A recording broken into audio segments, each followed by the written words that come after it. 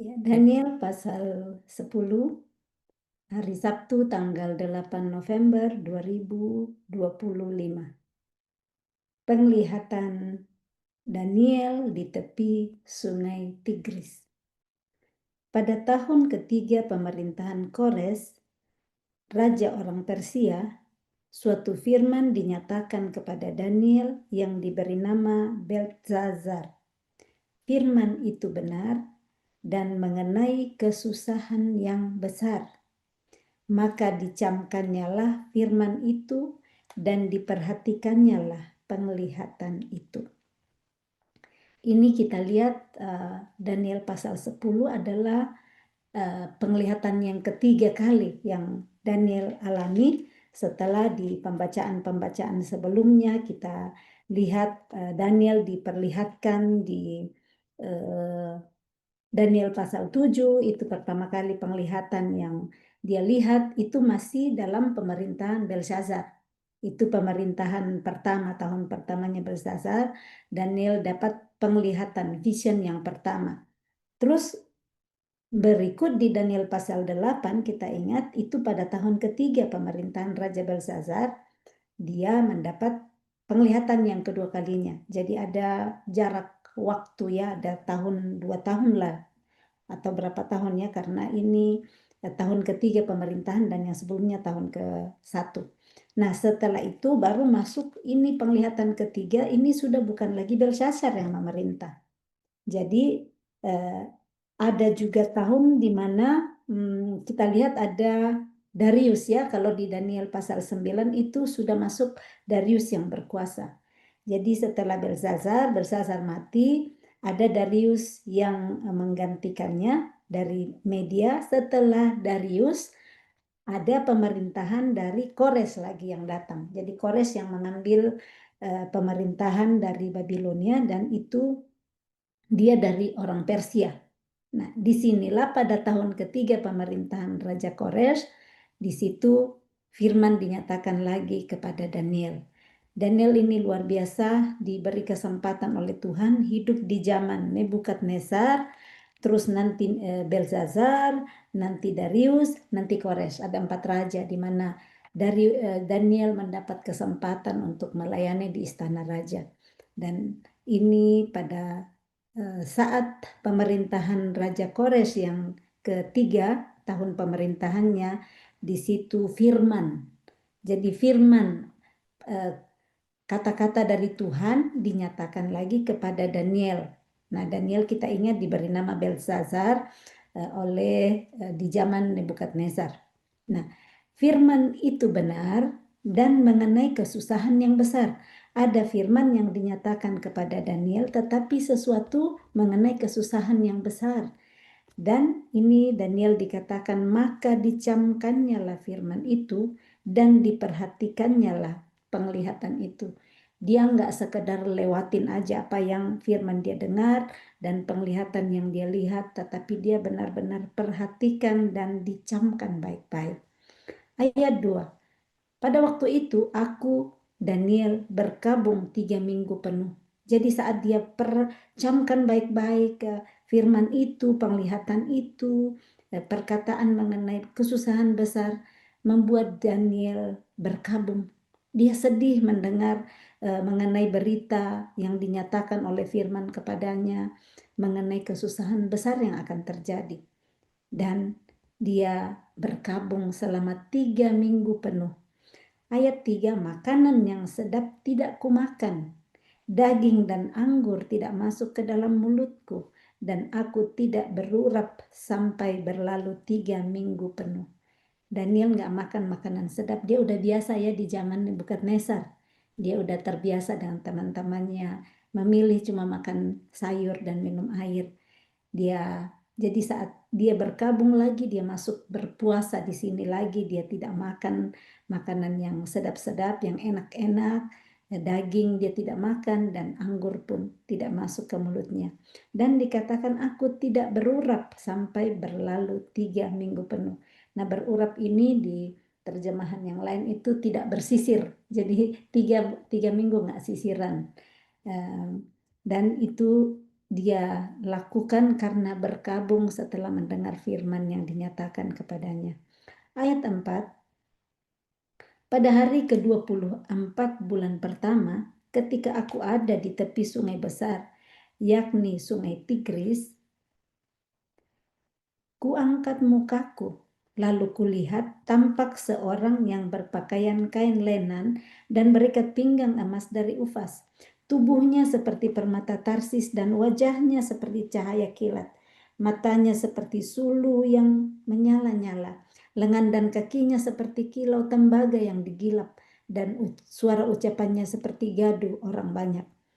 Ayat 7, hanya aku, Daniel, melihat penglihatan itu, tetapi orang-orang yang bersama-sama dengan aku tidak melihatnya. Berarti Daniel nggak sendirian. Dia bersama-sama dengan orang-orang lain, tetapi hanya Daniel yang melihat penglihatan itu. Orang yang lain tidak. Tetapi mereka ditimpa oleh ketakutan yang besar, sehingga mereka lari bersembunyi. Demikianlah aku tinggal seorang diri.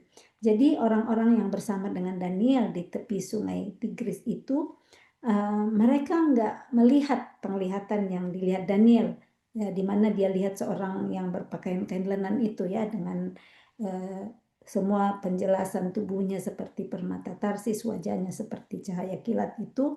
Mereka nggak lihat, tetapi ada dampak yang dirasakan oleh orang-orang itu. Mereka ditimpa ketakutan yang besar tanpa lihat apa yang dilihat Daniel. Tetapi ketakutan itu mereka rasakan sehingga semuanya berlari bersembunyi. Tinggallah Daniel seorang diri. Ayat 8. Ketika aku melihat penglihatan yang besar itu, hilanglah kekuatanku. Aku menjadi pucat sama sekali dan tidak ada lagi kekuatanku. Jadi Daniel itu saat melihat penglihatan besar itu, kekuatannya jadi hilang. Ya, jadi seperti lemahnya, seperti tulang-tulangnya rontok. Kadang kan kalau hilang kekuatan, seperti nggak ada kekuatan berdiri lagi. Dan dia bilang, wajahku pucat sama sekali dan tidak ada lagi kekuatan padaku. Ayat 9, lalu ku dengar suara ucapannya. Dan ketika aku mendengar suara ucapannya itu, jatuh pingsanlah aku. Aku tertelungkup dengan mukaku ke tanah. Tambah takut ya, dia tadi masih kekuatannya yang hilang ini, tapi saat mendengar suara dari orang yang dia lihat ini, dia jatuh pingsan. Dia tertelungkup dengan muka ke tanah. Tetapi ada suatu tangan menyentuh aku dan membuat aku bangun sambil bertumpu pada lutut dan tanganku. Katanya kepadaku, Daniel, engkau orang yang dikasihi. Camkanlah firman yang kukatakan kepadamu dan berdirilah pada kakimu, sebab sekarang aku diutus kepadamu. Melihat keadaan Daniel yang jatuh pingsan dan tertelungkup, orang itu menyentuh Daniel dan membuat dia bangun. Dan dia bangun dengan berlutut ya, bertumpu pada lutut dan tangannya. Dan kata-kata ini yang memberi kekuatan kepada Daniel. Daniel, engkau orang yang dikasihi. Kalau kita ketakutan, kita hilang kekuatan dan ada yang mengatakan kepada kita, engkau orang yang dikasihi. Bisa itu tenaga kita bangkit lagi ya, saat kita merasa ada yang mengasihi kita. Dan menyampaikan pesan bahwa camkanlah, perhatikan baik-baik firman yang kukatakan padamu. Berdirilah pada kakimu. Nah ini kan dia lagi hilang kekuatan tadi, udah seperti tulang-tulangnya udah dicopotin gitu. Tetapi dia diminta untuk berdiri. Bisa aja dia, gimana saya berdiri ini, aku udah hilang kekuatan. Tetapi saya percaya Daniel saat mendengar firman itu, mendengar orang itu berbicara bahwa engkau dikasihi, dan itu kekuatannya datang kembali. Dan dikatakan, berdirilah pada kakimu, sebab sekarang aku diutus kepadamu. Jadi dia diutus spesial kepada Daniel untuk mengatakan, engkau orang yang dikasihi. Ketika hal ini dikatakannya kepadaku, berdirilah aku dengan gemetar. Jadi dia ikuti, dia taat apa yang dikatakan oleh orang ini untuk berdiri pada kakinya. Tadi kan waktu disentuh, dia bangun sambil bertumpu pada lututnya. Jadi dia pakai lututnya untuk sedikit berdiri. tetapi dia taat saat diminta untuk berdiri dengan kakinya, pada kakinya. Daniel nggak bilang, mana mungkin saya bisa berdiri, ini aja gemetaran dari tadi saya nggak bisa. Dia berdiri dengan gemetar. Tetap masih ada gemetar, tetapi dia taat untuk mengikuti apa yang diperintahkan oleh orang ini kepadanya. Ayat 12 lalu katanya kepadaku, janganlah takut Daniel, sebab telah didengarkan perkataanmu sejak hari pertama engkau berniat untuk mendapat pengertian dan untuk merendahkan dirimu di hadapan Allahmu, dan aku datang oleh karena perkataanmu itu. Jadi disampaikan, kita ingat tadi bagaimana Daniel bersedih, berkabung, berdoa kepada Tuhannya 3 minggu penuh itu. Ternyata 3 setelah itu baru datang ini diutus oleh Tuhan. Ini orang, ya, dalam hal ini malaikat yang dikirim Tuhan. Dia katakan bahwa jangan takut Daniel, sebab telah didengarkan perkataanmu sejak hari pertama. Jadi dari 3 minggu dia berkabung itu ternyata sudah didengar dari hari pertama perkataannya, doanya kepada Tuhan. Dia mau mengerti karena tadi dia camkan baik-baik, dia perhatikan apa yang disampaikan Tuhan melalui firman-Nya waktu dia disampaikan kepada dia pada waktu itu. Dan dia katakan, aku telah diutus untuk memberitahukan kepadamu bahwa telah didengarkan perkataanmu sejak hari pertama engkau berniat untuk mendapat pengertian dan untuk merendahkan dirimu di hadapan Allah. Daniel merendahkan diri di hadapan Allah selama 3 minggu penuh itu. Dia tidak berurap sampai nggak sisir-sisiran, dia nggak makan yang sedap, nggak makan daging, nggak minum anggur. Semua itu adalah bagian cara Daniel merendahkan diri di hadapan Tuhan, melawan kedagingannya. Kan enak makan daging, makanan sedap yang selama ini dia nikmati, tetapi dia sangkalin lehernya, dia sangkalin kesenangannya itu untuk merendahkan diri di hadapan Tuhan setelah mendengar firman untuk sebuah kesusahan besar yang akan terjadi. Dan oleh karena itulah Tuhan mengirim malaikatnya ini untuk memberitahukan kepada Daniel apa yang disampaikan oleh Tuhan kepada dia. Ayat 13, pemimpin kerajaan orang Persia berdiri 21 hari lamanya menentang aku. Tetapi kemudian Mikael, salah seorang dari pemimpin-pemimpin terkemuka, datang menolong aku. Dan aku meninggalkan dia di sana berhadapan dengan raja-raja orang Persia. Nah, di sini kita lihat bahwa saat kita berdoa, ternyata itu doa sampai kepada Tuhan, tetapi ada utusan yang dikirim untuk menjawab, memberitahu apa jawaban dari doa. Dan ini dia katakan dari sejak hari pertama, tetapi ternyata dia ada pemimpin kerajaan Persia itu berdiri 21 hari lamanya menentang dia untuk menghalangi dia sampai kepada Daniel untuk menyampaikan apa pesan Tuhan. Nah, bahkan puji Tuhan di sini ada malaikat Mikael, ya, yang disebut di sini. Mikael itu salah seorang dari pemimpin terkemuka datang menolong dia karena dia menghadapi pemimpin kerajaan orang Persia. Nah, di sini dia bilang, aku meninggalkan Mikael, masih berhadapan dengan raja-raja orang Persia, supaya enggak lanjut ini mengerjakan apa yang diperintahkan kepadanya. Nah, berkat pertolongan Mikael, dia akhirnya melanjutkan perjalanan untuk menyampaikan kepada Daniel apa yang menjadi tujuan dia diutus. Ayat 14, lalu aku datang untuk membuat engkau mengerti apa yang akan terjadi pada bangsamu pada hari-hari yang terakhir. Sebab penglihatan ini juga mengenai hari-hari itu. Jadi tadi kan Daniel mendapat suatu firman di ayat 1 itu yang mengatakan firman itu benar dan mengenai kesusahan besar, dan dia camkan firman itu, dia perhatikan baik-baik penglihatannya, tapi masih belum terlalu mengerti. Makanya ini ayat 14, lalu aku datang untuk membuat engkau mengerti, untuk paham apa yang akan terjadi pada bangsanya, bangsa Israel pada hari-hari yang terakhir. sebab penglihatan ini juga mengenai hari-hari itu. Ayat 15, ketika dikatakannya hal ini kepadaku, kutundukkan mukaku ke tanah dan aku terkeluh. Terkeluh nggak bisa berbicara. Tetapi sesuatu yang menyerupai manusia menyentuh bibirku. Lalu kubuka mulutku dan mulai berbicara. Kataku kepada yang berdiri di depanku itu, Tuhanku, oleh sebab penglihatan itu aku ditimpa kesakitan dan tidak ada lagi kekuatan padaku.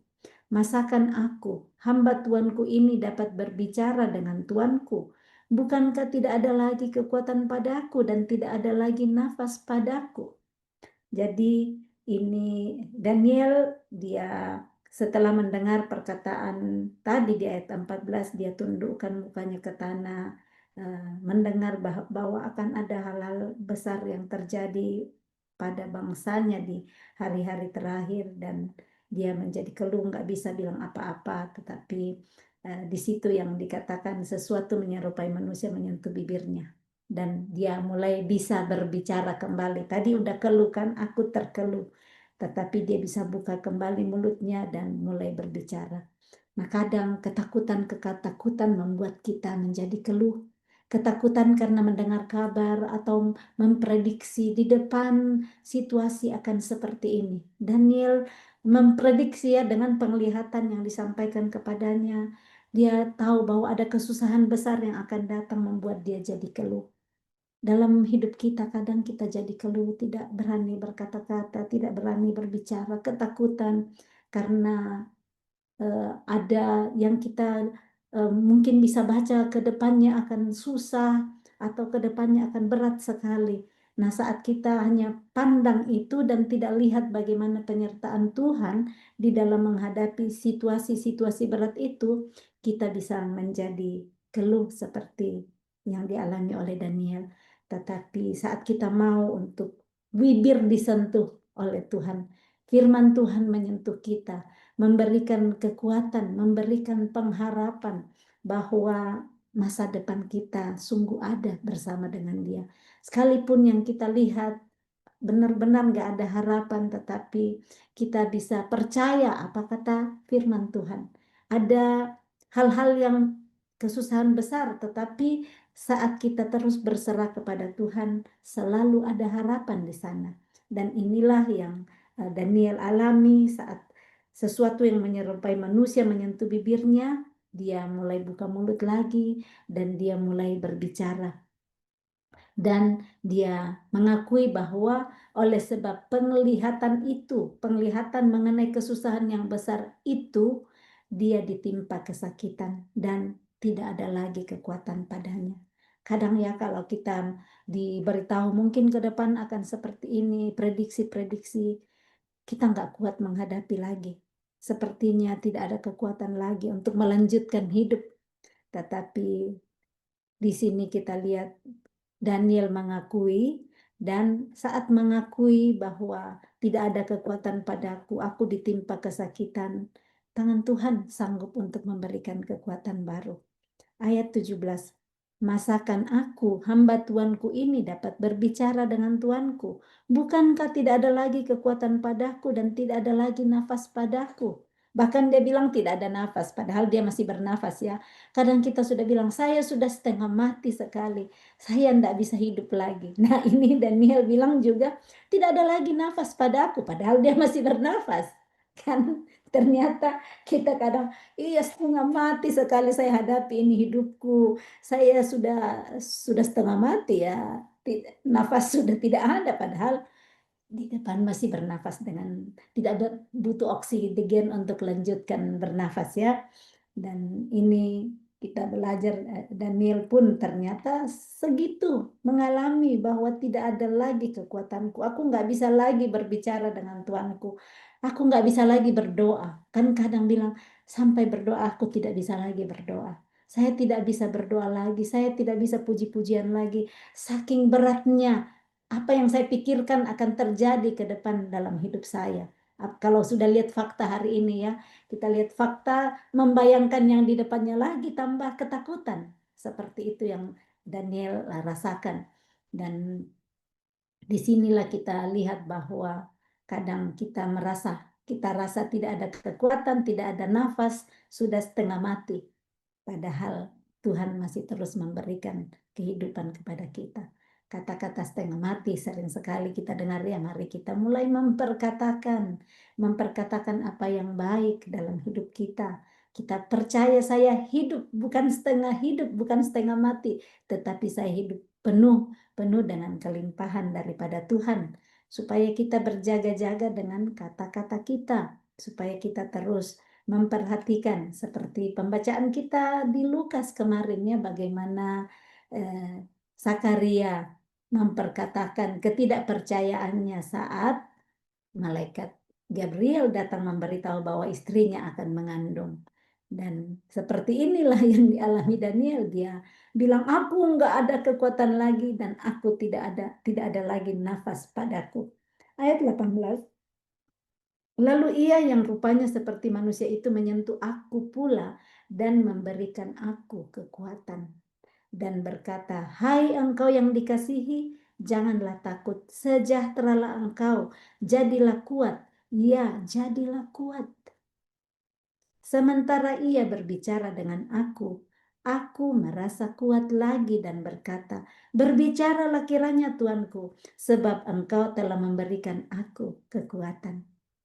Pernah nggak mengalami dalam hidup saudara, benar-benar udah merasa seperti Daniel, nggak ada kekuatan lagi lanjutkan hidup, seolah-olah nggak ada lagi nafas pada diri kita.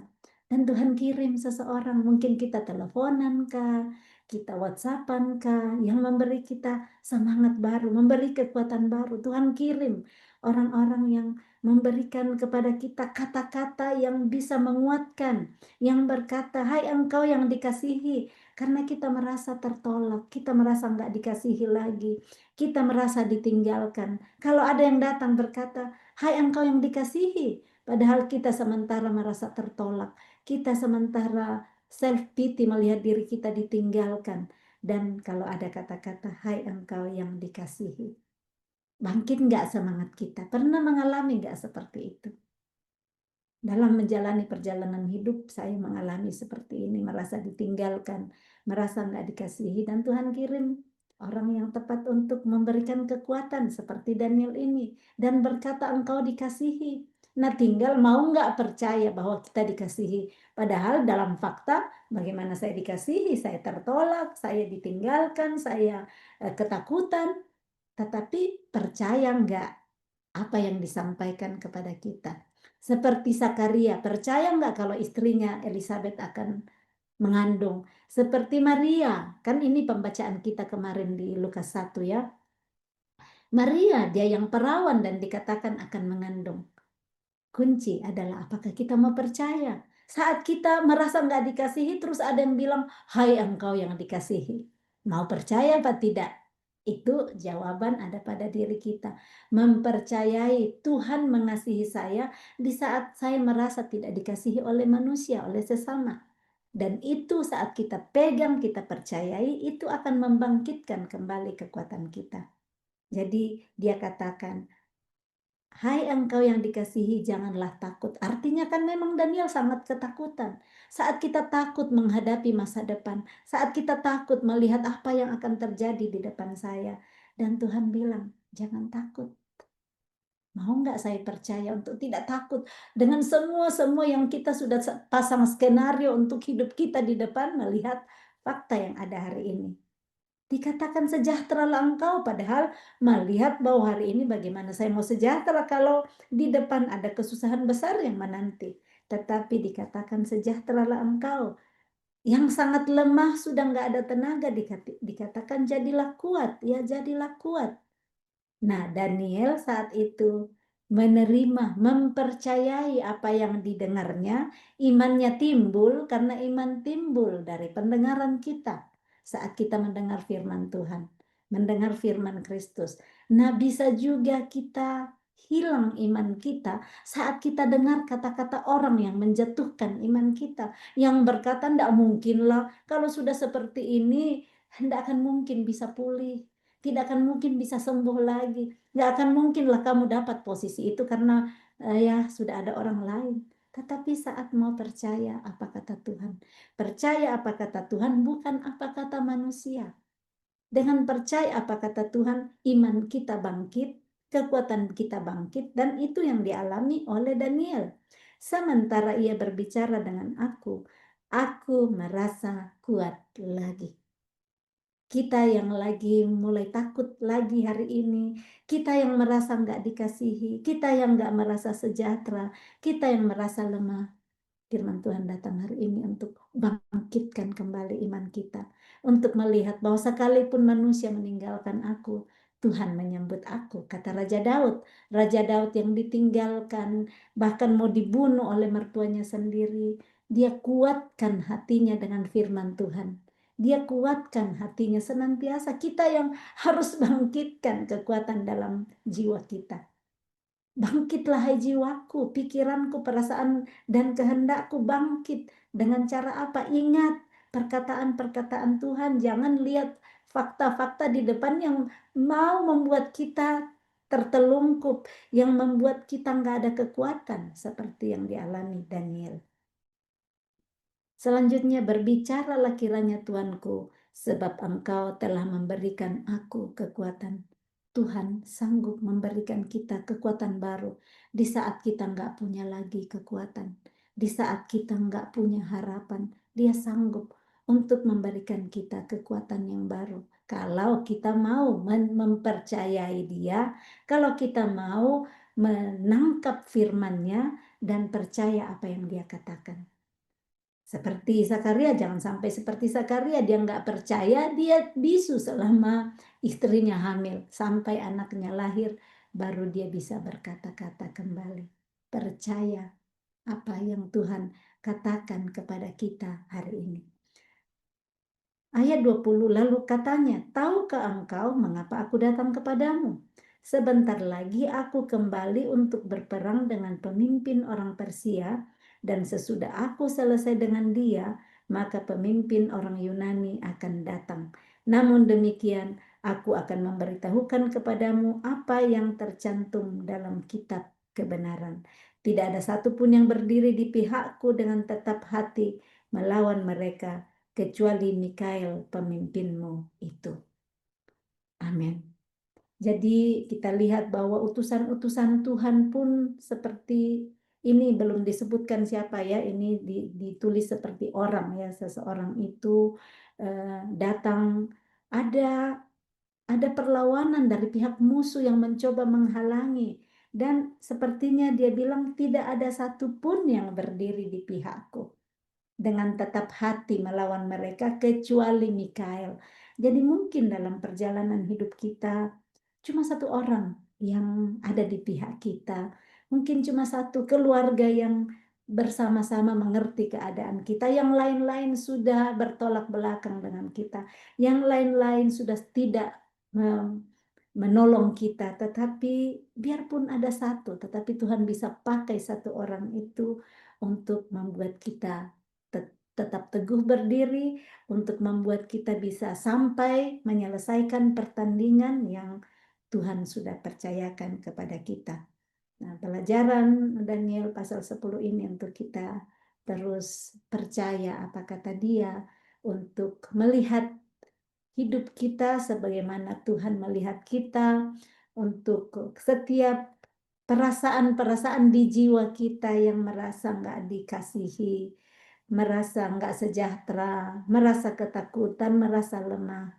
Kiranya firman Tuhan di hari ini memberikan kekuatan baru, semangat baru, perasaan yang baru, hati yang baru untuk kita semua menghadapi masa depan yang kita percaya. Masa depan kita ada di dalam tangan Tuhan saat kita mau terus untuk dituntun dan kita mau mendengar apa tuntunan Roh Kudus dan kita menghidupi perintah-perintahnya setiap hari.